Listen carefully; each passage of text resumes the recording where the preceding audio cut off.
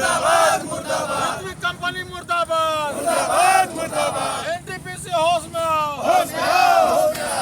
Fair compensation देना होगा उचित मुआवजा देना होगा अब मनमानी नहीं चलेगी वीर बिरसा अमर रहे हिंदू कानून अमर रहे। ये एनटीपीसी में नौकरी करते हैं या रितविंग में नौकरी करते हैं, इनको 1 लाख रुपया सैलरी मिलता है। और मेरा अगर रैयत अगर नौकरी के लिए वहां गया हुआ है तो नौकर बन के है, उसका जूता साफ करता है, उसका टॉयलेट साफ करता है, उसका गेट में सैल्यूट मारते रहता है। सारा कुछ मेरा, जिसका रोटी बन बन रोए और ये लोग फकीर लोग ठोक ठोक के खा रहा है। आज हम लोग को जमीन छल से या कहे दमंगा से या लपंग मुजी करके ले लिया, कोलवरी खोल दिया। सिर्फ व्यापारी के लिए कंपनी यहाँ दमंगाई कर चुकी है। निर्णय उचित नहीं लीजिएगा, यहाँ का जनता पेराएगी तो यहाँ के कांग्रेस के नाम से मिट्टिया भी गोल हो जाएगी।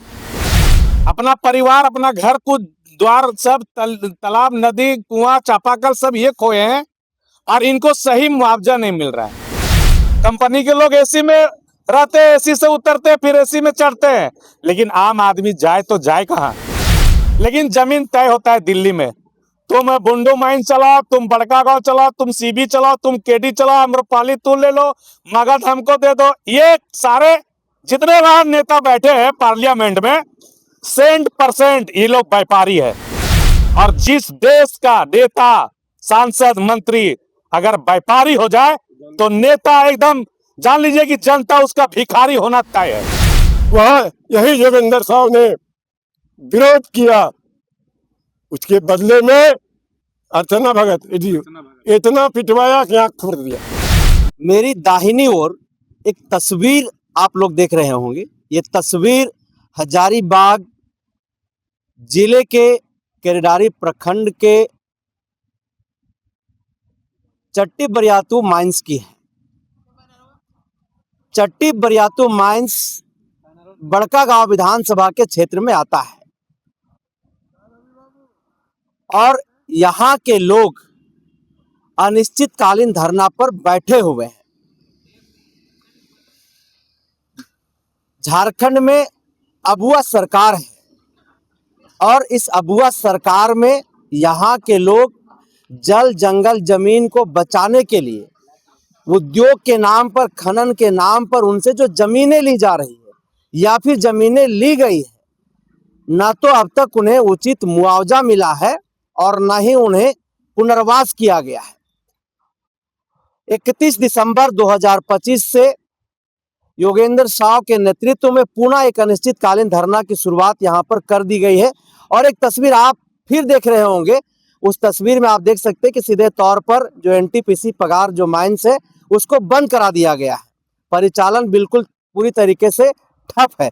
हमारे साथ आंदोलन में बैठे 2 आंदोलन के नेता है जो इसी क्षेत्र से आते हैं, बारी बारी से जुड़ते और बातचीत करते हैं। सर, क्या परिचय हुआ, पहले आप परिचय दे दीजिए। मेरा नाम राम कुमार दुबे है। मैं यहाँ का भू रैयत भी हूँ और यहाँ का जाने पहचाने समाज सेवी भी हूँ। मेरा रिलेशन कांग्रेस से भी है और ये जो जब से एनटीपीसी आया तब से हमने देखा लोक सुनवाई से छलावा, फर्जी का कहते हैं ग्राम सभा लोक सुनवाई की, चट्टी बरियातू का माइंस अधिग्रहण क्षेत्र में न करके केरल किया चुपकी। वही हाल केडी का हुआ, चट्टी बरियातू का हुआ। इस हालत में हमको देखते देखते लगा खाली सरकार और कंपनी का दमंगा है। अब आधी सेंसन नैन लगने के बाद यहाँ के जनता अपंगु हो गए। शादी ब्याह करना और कोई काम के लिए क्रय विक्रय बंद हो गया बिक्री का। और धीरे धीरे मैंने उसका मुंह में जमीन देने में समा गए। आज तो लोग जमीन भी दे दिए और जमीन जो जा रहा है तो सरकारी नियम 13 अधिनियम के अनुसार नहीं जा रहा है। हमने देखा है, हमने सुना है, हमने पढ़ा है। 2013 में मनमोहन सरकार ने 2013 एक्ट लागू किया, 14 में मोदी जी भी अनुमोदन किए और 15 में झारखंड सरकार भी अनुमोदन किया, उसको गौण करके उस नियम के अनुसार पैसा तय करने का पावर कलेक्टर को है। कलेक्टर मतलब उपायुक्त को, ना डीसी को, वो ना करके इस सीबी एक्ट में कहिया का नियम लगा के आज हम लोग को जमीन छल से या कहे दमंगाई से या लपंग मुजी करके ले लिया, कोलवरी खोल दिया, गांव में अपने दलालों को उपस्थिति बना लिया। स्थिति ऐसा है कि नाजुक है। हम लोग अभी जो देख रहे हैं जहाँ धरना है, ये जोगेंद्र साहु जी हैं, यह के वासी है। यह सीबी मंच में भी इनका भूरैयत है। इनका मकान को क्या कहते हैं, फैक्ट्री को तोड़ा, स्कूल तोड़ने का पारी, नाला तोड़ने का पारी, बगैर समन्वय के। मैंने सिर्फ व्यापारी के लिए कंपनी यहाँ दमंगई कर चुकी है। लेकिन सवाल ये है दुबे जी कि कांग्रेस से आपका ताल्लुकात है और झारखंड की जो वर्तमान में सरकार है उसमें कांग्रेस भी जो है शामिल है, उसके बावजूद आप लोग को धरने पर बैठना पड़ रहा है। अपनी सरकार के खिलाफ आप लोग धरना। देखिए सरकार क्या है, पूरे जनता अब देख रही है। जिस दिन के सरकारों का इलेक्ट्रॉनिक बॉन्ड का खुलासा हुआ तो हम बताते हैं इस क्षेत्र में जितना इलेक्ट्रॉनिक बॉन्ड से बीजेपी को मिला उससे कम जेएमएम को मिला, उससे कम कांग्रेस को मिला। जो नेता, जो पार्टी इलेक्ट्रॉनिक बॉन्ड चंदा लेकर यहाँ धंधा खुलवाया, तो अब कहाँ कांग्रेस और बीजेपी एक बात करते हैं। हम तो कहते हैं कि कांग्रेस जिस माहौल में हम अपना क्षेत्र के बाद जिस स्थिति है कि भैया कांग्रेस वाला यहाँ का रनिंग विधायक धोखे में हरवा दिया, लोग अब तो पछता रहा है। भैया अगर निर्णय उचित नहीं लीजिएगा, यहाँ का जनता पेराएगी, तो यहाँ के कांग्रेस के नाम से मिटिया भी गोल हो जाएगा। हमारा अभी कांग्रेस जिंदा है, कांग्रेस के नेता जोगेंद्र है, बल है, यहाँ पर आड़ बने हुए हैं। अगर इसको भी ध्वस्त कर देगा तो यहाँ तो ध्वस्त कर देगा। तो देखिए सीधे तौर पर कांग्रेस यहाँ पर जिंदा है तो उसका एक नाम है योगेंद्र साहु। हमारे साथ एक और आंदोलन से जुड़े नेता हैं। सर सबसे पहले अपना पहचान बता दीजिए, परिचय बता दीजिए। मेरा नाम रविंद्र कुमार गुप्ता हुआ। मैं इधर कांग्रेस का प्रखंड अध्यक्ष हूँ, केरेडारी का, सब विश्वसूत्री का उपाध्यक्ष हूँ और विश्वसूत्री का उपाध्यक्ष है और कांग्रेस केरेडारी प्रखंड का उपाध्यक्ष है। जी कांग्रेस से हूँ और राज्य में आपकी सरकार भी हूँ। राज्य में आपकी सरकार है। जी राज्य में हमारी सरकार है, लेकिन सरकार रहने के बावजूद भी सरकार तक आपके माध्यम से हम लोग बात को पहुंचाना चाहते हैं। पहुंचाना ये चाहते हैं कि सरकार आप सुनिए, क्योंकि जमीन यहाँ के रैयतों का गया है, विस्थापित यहाँ के लोग हुए हैं और जल जंगल जमीन इनका गया है। गर्दा धूल ये खा रहे हैं, अपना परिवार, अपना घर को द्वार सब तालाब, नदी, कुआं, चापाकल सब ये खोए हैं और इनको सही मुआवजा नहीं मिल रहा है। सरकार में जब आई थी मैडम माननीय कल्पना सोरेन जी आई थी, जल जंगल का ही बात की थी। हमारे राहुल गांधी भी आए थे तो बोले थे जल जंगल बचाएंगे। वही चीज आपके माध्यम से उन तक पहुंचाना चाहते हैं कि अब आप जागिए। बगल में एनटीपीसी थर्मल है और बगल में यहाँ कोयल माइंस है, वहां रैयती समतुल्य भुगतान हुआ गर्मजरुआ का, आप पता कर लीजिएगा। मैं मतलब आप तो वहां के भी बोल रहा हूँ ऑन रिकॉर्ड, हम वहां का भी रैयत है और बहुत सारे मेरे जैसे रैयत है। वहां जो घर बना था उसका भी मुआवजा मिला, पुनर्वास मिला, विस्थापन मिला, नियोजन मिला और जोगेंद्र साहु जी आंदोलन किए, उसी के आधार पर वहां लोगों को लाभ मिला। लेकिन लोग वहां 15 लाख में ही बंध गए और यहाँ एनटीपीसी और रघुवर जी दास जी का सरकार में बार्गेनिंग चला, कंपनियों के साथ में मरमोलाई चला। भाई हम इतना में नहीं मानेंगे, हम इतना मानेंगे, तो आज 5 लाख 3 लाख 80 हजार से लेके आज 25 लाख तक मुआवजा हुआ है। मतलब बार्गेनिंग है यहाँ। इसलिए ये आंदोलन हो रहा है तो सरकार तक बात जाए और यहाँ के लोगों को इंसाफ मिले। देखिए अभी तरह तरह के नया नया लड़का लोग को कैंसर, दमा और वो बहुत भारी भारी बीमारियां हो रही है। अस्थमा हो रहा है, चेचक हो रहा है, लोग मर जा रहे हैं, सांस का प्रॉब्लम हो जा रहा है, शुद्ध पानी पीने के लिए नहीं, खाने के लिए शुद्ध अन्न नहीं, लेने के लिए शुद्ध हवा नहीं। आप तो एसी में रहते हैं, सरकार कंपनी के लोग एसी में रहते हैं, एसी से उतरते हैं, फिर एसी में चढ़ते हैं, लेकिन आम आदमी जाए तो जाए कहाँ। एक पूर्व मंत्री जी का फैक्ट्री है यहाँ बगल में, जिनसे उनका रोजगार चलता था, उस फैक्ट्री को जमीन दोस्त कर दिया गया बिना इनके सलाह का, ना ही कंपनसेशन दिया गया, न सही मुआवजा दिया गया, रोड बनाया गया ट्रांसपोर्टिंग रोड बिना अधिग्रहण किए हुए। मैं आपको ऑन रिकॉर्ड बोल रहा हूं, आप जाइए, अभी 2.2 रोड बना है, CBRKD का कोयला का प्रेषण होता है, उधर से ट्रांसपोर्टिंग होता है। मैं कम बोल रहा हूं, कम से कम 2000 हाईवा चलता है भैया, रोड एक है, 2000 हाईवा चल रहा है। अरे आपको ले जाना है कोयला, ले जाइए, आप अपना जमीन में अधिग्रहण करके जनता को रोड चलने के लिए छोड़िए। आप अभी घूम के देख लीजिएगा, कोई ऐसा दिन नहीं है जो हाईवा के चपेट में कोई ग्रामीण, कहा जाता है कि जब घर से वो सुबह निकलता है ना, तो उनके बीवी बच्चे, उनके माँ बाप यही सोचते हैं कि बेटा कब आएगा, और जब वो शाम को लौटता है तब एक नया जिंदगी लेके लौटता है। ये किसी के माथे पे नहीं लिखा है कि अगला हाईवा का जो आतंक होगा वो किसको लपेट में लेगा। ये बहुत सारी मुद्दा है। गलती से अगर आप भैया, गलती से अगर आप 2-4 महीना कमाने के लिए चल गए, इधर कोई रोजगार नहीं था, अगर गलती से आप आधार कार्ड बना लिए, वोटर आईडी अगर बन गया, आप ठेला खोमचा फुचका चना बेचते हैं, तो आपको यहाँ सब कुछ जा रहा है, आपका घर द्वार सब जा रहा है, खतियानी है चट्टी बारी या तो कोल माइंस का, और आपको विस्थापन का लाभ नहीं मिलेगा, आपको पुनर्वास नहीं मिलेगा। ऐसा, ये तो अंग्रेज के टाइम में भी ऐसा नहीं था। आज भी अंग्रेजों के द्वारा जो कानून बनाया गया है, उस कानून में आज भी भारत सरकार कायम है। CNTSPT एक्ट किसने लाया?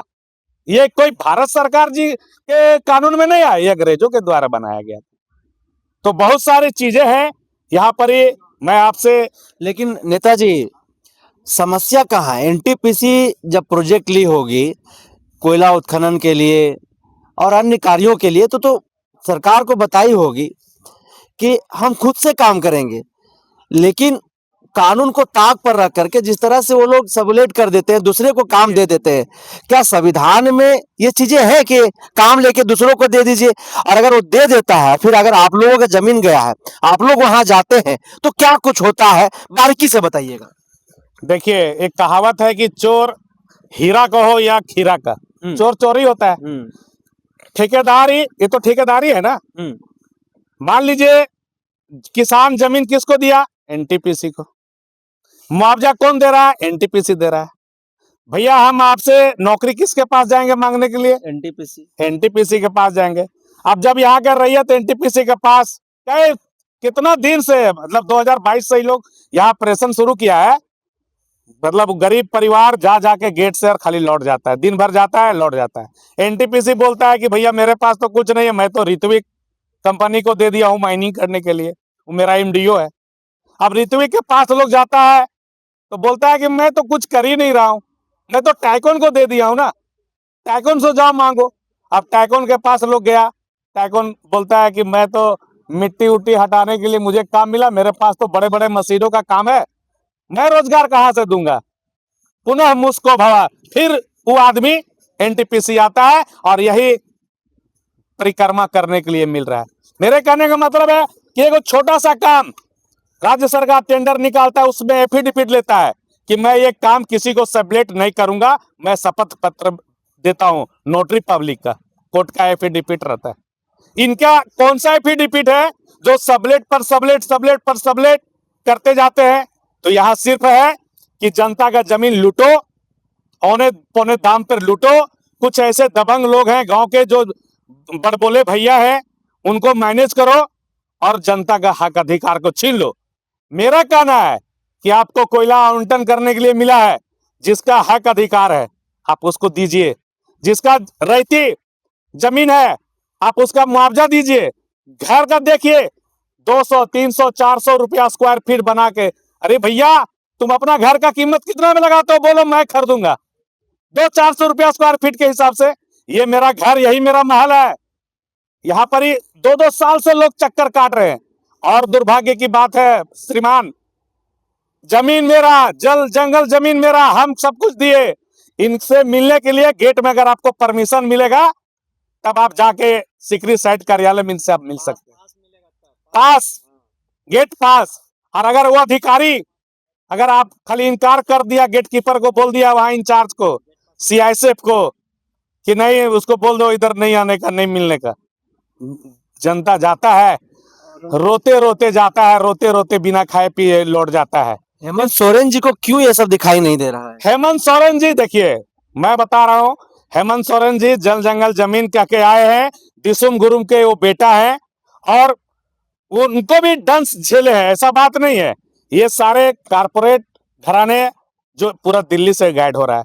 जमीन मेरा आपका है, आप भी तो कहीं के रैयत होंगे, लेकिन जमीन तय होता है दिल्ली में। तुम बुंडू माइन चलाओ, तुम बड़का गांव चलाओ, तुम सीबी चलाओ, तुम केडी चलाओ, अम्रपाली तू ले लो, मगध हमको दे दो। ये सारे जितने वहां नेता बैठे हैं पार्लियामेंट में, 100% ये लोग व्यापारी है। और जिस देश का नेता, सांसद, मंत्री अगर व्यापारी हो जाए तो नेता एकदम जान लीजिए कि जनता उसका भिखारी होना तय है। तो जनता भिखारी होना तय है। आप झारखंड अलग राज्य के आंदोलनकारी भी रहे हैं, एक बड़ा नाम है आपका, एक बड़ा नाम है आपका। आज जो परिस्थितियां आपके क्षेत्र का है उसका मूल वजह क्या है? क्योंकि लड़ते लड़ते आप ये उम्र तक पहुंच गए हैं, लेकिन असली जड़ क्या है? असली जड़ यही है, कुछ भावना, कुछ यहाँ के, हम तो बताते हैं ये तो खुल के, असली जड़ कमाने कुछ सुविधा भी होती। असली जड़ आपको बता दिए कि व्यापारी जैसा एनटीपीसी किया। यहाँ तो हम लोग सुन रहे थे और सोचे थे महारत्न कंपनी एनटीपीसी है, सोना का चिड़िया आ रहा है, हम लोग का जगह जमीन लेगा लेकिन व्यवस्था अच्छा देगा, हम लोग भी राजा रहेंगे और कंपनी का भी क्या कहते हैं विकास होगा देश को। लेकिन उसका उल्टा हो गया भैया। हम क्या करें, फर्जी लोग सुनवाए। आपको बताते हैं ये तो एनटीपीसी है, ये गली में रिलायंस का डिमांड हो गया और उसका लोग सुनवाए। नैनी सहार जो डीसी थी बहुत लूट के ले गया है। कहाँ किया लोग सुनवाए? टाउन हॉल में। वहाँ के जनता बिना बुलाए बिना ऐसे चले गए। वहाँ यही जोगिंदर साहब ने विरोध किया, उसके बदले में अर्चना भगत इतना पिटवाया कि आँख फोड़ दिया, आँख दखल हो गया। लेकिन यही जोगिंदर साहब ने ठीक होने के बाद यहाँ से दिल्ली तक जाके उसका कैंसिल करवा दिए। आज रिलायंस वहाँ से हट गया। अभी फिलहाल दूसरा कंपनी नहीं आया है, लेकिन वहाँ का जनता एकजुट है। यहाँ जनता में मतभेद हुआ आपसी स्वार्थी में, धीरे धीरे धीरे सेंसन लगाने के बाद मजबूरी हुई। कुछ जनता धीरे शादी हो, ब्याह हो, मरनी हो, जमीन को देते गया, तैसे ही निकल गया। और अब जनता को नज़र खुली है कि 2013 अधिनियम कुछ यहाँ चंद्रगुप्त में चल रहा है, कोर्ट गए, कोर्ट 2013 का फार्मूला देता है, उसमें साफ लिखता है सक्षम पदाधिकारी डीसी को तय करना है। तो डीसी तय करेंगे तो अधिनियम पर नहीं करेंगे। लेकिन डीसी का हमारे जोगिंदर साहब जी जो बोले हैं कि सब जिला प्रशासन बिका हुआ है, डीसी एसपी दुनिया सबका बंधा हुआ है, डीएसपी का बंधा हुआ है। कल आप जो फोटो देखे होंगे ये जो हमारे मंत्री पूर्व मंत्री के साथ, उनका वहाँ मकान है, जमीन खरीदे हैं। सीओ तो बोल रहे हैं कि जो गैर मजरूआ आम है, गैर मजरूआ खास है, वो तीसरे नाम से अगर मोटेशन हो गया है, एग्रीमेंट है, तो उसकी कानूनी मान्यता नहीं है। नहीं, मोटेशन नहीं, देखिए वो तो अग्रीमेंट पर खरीदा हुआ है और रसीद कटा है, तो जब मान्यता नहीं है तो डिमांड कैसे आपका ऑफिस में खुला हुआ है? उस जमीन का डिमांड कैसे खुला हुआ है? अगला के नाम से डिमांड कहाँ खुला हुआ है? ये सीओ जो है, ये सीओ जो है, इसको भी कंपनी लोग खरीद लिया है, थानेदार को खरीद लिया है, डीएसपी को खरीद लिया है, जिला प्रशासन को खरीद लिया है। यहाँ का सिस्टम जो है कंपनी के हाथ में। एनटीपीसी के पदाधिकारी के गाड़ी में बोर्ड लगा है भारत सरकार। बताइए तो, वो भारत सरकार है। भारत सरकार का उपक्रम है, वो लिखता है भारत सरकार उपक्रम, लेकिन बोर्ड लगा हुआ है भारत सरकार। तो भारत सरकार के माने हमारा वहाँ मोदी जी बीजेपी की सरकार है, यहाँ लौड़ा किसी का नहीं, जनता से दरकार। हम लोग मर रहे हैं भैया, कुछ बोले हैं तो हमारा उम्र से बोले हैं, वैसे नहीं जो हमारे युवा नेता बोला फेंक के बात बोला है। अच्छा साहू जी, ये अनिश्चितकालीन धरना कब तक जो है वो आप लोगों का चलता रहेगा? ये देखिए, यहाँ के धरती पुत्र हैं, ये 3-3 बार विधायक रह चुके हैं, मंत्री भी रह चुके हैं, और ये जनता का हक अधिकार की लड़ाई लड़ते आ रहे हैं। जब तक कि मांग पूरा नहीं होगा। क्या मांग है? मांग है कि लोगों का जो उचित मुआवजा है आप दीजिए, और ये जो लोगों को दौड़ा रहे हैं, जिसको विस्थापन पुनर्वास नहीं दिए हैं, उनको दीजिए। और जो गरमजरुआ जमीन जो आप लूट ले रहे हैं, औने पौने 50,000 लाख रुपया में, एकड़ रुपये में ले रहे हैं, उसको आप सही मुआवजा दीजिए। इसमें एकदम साफ तौर पे लिखा हुआ है। एनटीपीसी के जीएम थे रविंदर सिंह राठी, मैं लेटर दूंगा आपको, मैं लेटर दूंगा, क्या करने का काम? रूल लिखित में दिए हैं आपको, हम अभी आपको देते हैं, लिखित में दिए हैं कि जिनका 30 साल से जो ताबाद कागज पत्र रसीद पर्चा है, उनको रैयती मान्यता दिया जाएगा और उनको रैयती समतुल्य भुगतान किया जाएगा। जब इतने बड़े अधिकारी कार्यकारी निदेशक थे वो रविंदर सिंह राठी, उन्होंने लिख के दिया, और किनको दिया? डीसी को लिख के दिया कि मैं शपथ करता हूं, मैं आपको कहता हूं। तो भैया विलंब क्यों हो रहा है देने में? क्यों नहीं दे रहे हैं आप? देना चाहिए। और वही कह के और खुलवा लिए। आप क्या कह के माइंस खोले थे कि मैं यहाँ पढ़ने के लिए अच्छा स्कूल कॉलेज का व्यवस्था करूंगा। बोला था कि ऐसा हॉस्पिटल होगा कि एम्स का इलाज यहाँ होगा, लोग बाहर से आएंगे इलाज कराने के लिए। रोड ऐसा होगा कि आपको पूरा स्ट्रीट लाइट रोड में चलेगा, 4 लाइन रोड होगा। सिर्फ हम लोग देखते हैं कि लाइट जलता है सिकरी साइड कार्यालय में, वहां रोड थोड़ा चौड़ा है, और अपना इलाज करने के लिए वहां एक हॉस्पिटल खोला है। जनता का इलाज कहीं हो रहा है भैया? आपसे छिपल है? बताइए, केरेडारी हॉस्पिटल में जाइए, जो राज्य सरकार से जो चलता बनता आ रहा है, सरकार किसी का भी रहे, जो इलाज होना है, लेकिन पहले से भी बेहतर इलाज केरेडारी में भी हो रहा है, टंडवा में भी हो रहा है, हजारीबाग शेख भिखारी अस्पताल में भी हो रहा है, क्योंकि मैं कल रात भर वहां था। लेकिन एक सवाल ये है, स्थानीय नौजवानों की हम अगर बात करें, आप भी स्थानीय यहाँ के भूरैयत हैं, वो लोग डरे हुए हैं। जो विरोध करता है उनके ऊपर विभिन्न प्रकार का मुकदमा जो है दायर करके उनको जेल भेज दिया जाता है। मंत्री योगेंद्र साव को भी नहीं छोड़ा गया, उनके साथ मारपीट हुआ। ऐसे में यह अनिश्चितकालीन आप लोगों का जो धरना है, नहीं लग रहा है कि फिर उसी का भेंट चढ़ जाएगा? जी देखिए, अब ये देखिए, ये आदमी सरफरोशी आदमी है।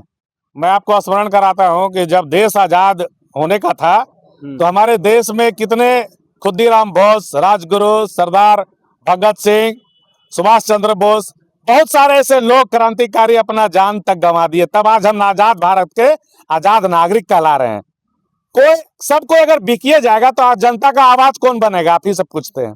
तो फिर जेल भेज दिया जाएगा? तो जाएंगे जेल जाएंगे, लेकिन उस कहानी बंद नहीं होगा, किताब बंद नहीं होगा, ये कारवां चलता रहेगा, कारवां चलता रहेगा। अभी जनता पूरा जाग गया है, जनता को एहसास हो रहा है कि ना हमें हमारे बच्चों को पढ़ने के लिए स्कूल मिल रहा है, ना इलाज के लिए हॉस्पिटल मिल रहा है, ना चलने के लिए रोड मिल रहा है ना। रोड भैया धूल मिल रहा है, प्रदूषण मिल रहा है। धूल तो ऐसा मिल रहा है कि खाना खा रहे हैं उसमें धूल, पानी पी रहे हैं उसमें धूल, चल रहे हैं सांस ले रहे हैं उसमें धूल, और धूल गर्दा से तरह तरह का बीमारी। जो पैसा एनटीपीसी से मिला है ना भैया, 1 एकड़ का दाम, मैं चैलेंज करता हूं, कोई 1 डिसमिल मार्कम कॉलेज हजारीबाग के पास खरीद के दिखा दे, मैं उसका गुलाम बन जाऊंगा। 1 डिसमिल, मैं आपको ऑन रिकॉर्ड बताता हूं। मार्कम कॉलेज जयप्रभा नगर गेट के पास अभी 3 कट्ठा जमीन बिका 3 करोड़ में। कहा है ये 2013 का कानून में लिखा हुआ है साफ साफ कि बाजार मूल्य का 4 गुना भूरैयतों को देना है। 70% लोगों का सहमति होगा तब जमीन लेना है। कृषि योग्य जमीन को डोंट टच, वेरी मच कर देना है, क्योंकि अगर सब में खोद दोगे भैया तो खाओगे क्या? आज गोंदलपुरा में क्यों जमीन नहीं देना चाहता है लोग?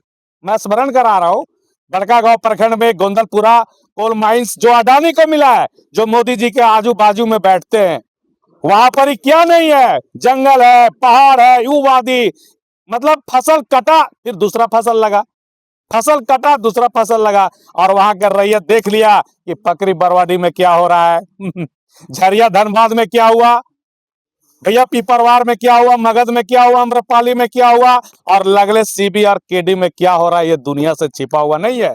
ये एनटीपीसी में नौकरी करते हैं या रितविंग में नौकरी करते हैं, इनको 1 लाख रुपया सैलरी मिलता है, और मेरा अगर रैयत अगर नौकरी के लिए वहां गया हुआ है तो नौकर बन के है, उसका जूता साफ करता है, उसका टॉयलेट साफ करता है, उसका गेट में सैल्यूट मारते रहता है, सारा कुछ मेरा, जिसका रोटी बन बन रोए, और ये लोग फकीर लोग ठोक ठोक के खा रहा है।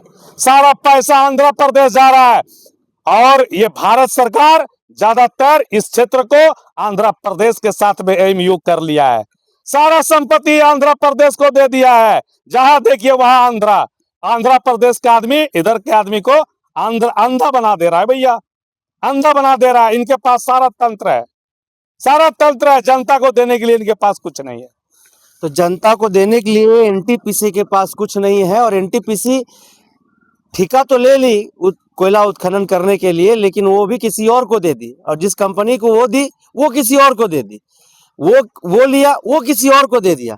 और मर कौन रहा है? यहाँ के जमीन के मालिक, यहाँ के भूरैयत, यहाँ के नौजवान, जिनको लगा था कि अब मेरे क्षेत्र में, मेरे घर में, मेरे आंगन में कोयले का उत्खनन होगा, यहाँ पर उद्योग लगेगा, तो हमें यहाँ पर रोजगार मिलेगा, नौकरी मिलेगी, और मेरे सपने सच होंगे।